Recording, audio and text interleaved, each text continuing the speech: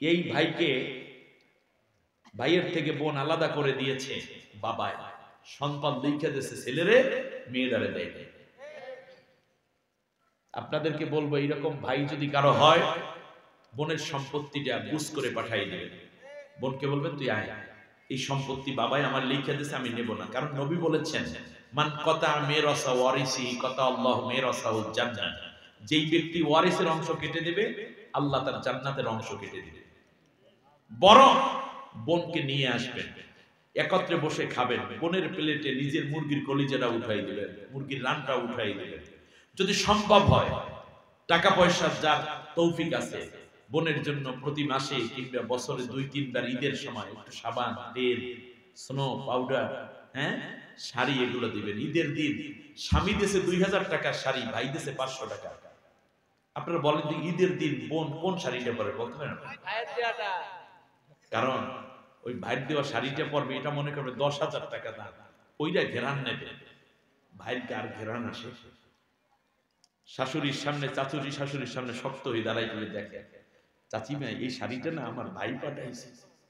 অনেক বড় চাকরি করে না, টিউশনি করিয়া ঢাকায় থাকে, ছোট একটা চাকরি করে, কিন্তু বইনের জন্য ঠিকই দিয়েছে। ভাগ্না ভাগ্নিগুলো সকালবেলা গোসল করবে, ওই বাড়িতে স্বাস্থ্য ভাই আছে না, পুকুর ঘাটে যাই কইবে দেখ এটা আমার মামায় পাঠাইছে, দেখ কি সুন্দর ঘেরান, মামায় আমার জন্য জামা পাঠাইছে।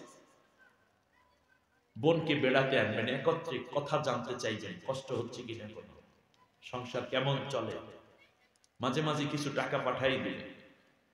আরেকটা কাজ করবেন, বোনের সাথে একত্রে খাবেন, মাঝে মাঝে বোনের বাড়িতে যাবেন, নাইওর নিতে আনবেন। আপনি দায়িত্বশীল।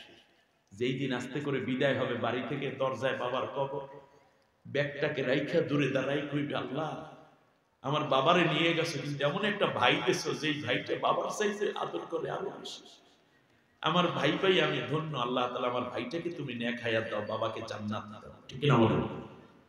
এই বোনদেরকে কষ্ট দিবেন না। বোনদের প্রতি আপনার হক আছে, বোনদের প্রতি আপনার দায়িত্ব আছে, এড়াবেন না। আপনাকে বাড়াই দিবেন কে?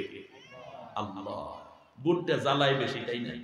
খালি ফোন করিয়া গে তাদের 500 টাকা দেন, ভাই 1000 টাকা দেন, দিয়ে দিয়ে আপনি ওকে অভিযুক্ত কইলেন না। আল্লাহর কাছে বলবেন, আল্লাহ তুমি বলছো আত্মীয়র হক আদায় করতে, আমি চেষ্টা করতেছি, আমারে টাকা দাও, আল্লাহ আপনাকে বাড়াই দেবে।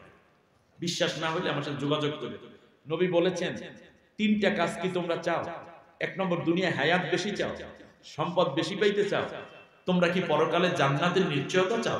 সাহাবীরা বললেন, নবী এটাই তো চাই, টাকা পয়সা চাই, হায়াত চাই, আর পরকালে জান্নাত চাই। নবী বললেন তাহলে আত্মীয়র হক, রক্তের সম্পর্ক হক আদায় করো। তাই বোন কি রক্ত সম্পর্ক না? কিন্তু এই বোনের হক আদায় করতে গিয়ে কোনো কোনো ক্ষেত্রে ভাবি বাধা হয়ে দাঁড়ায়। আলোচনা তো অনেক বড়, আমি শেষ করে দেবো আজকে।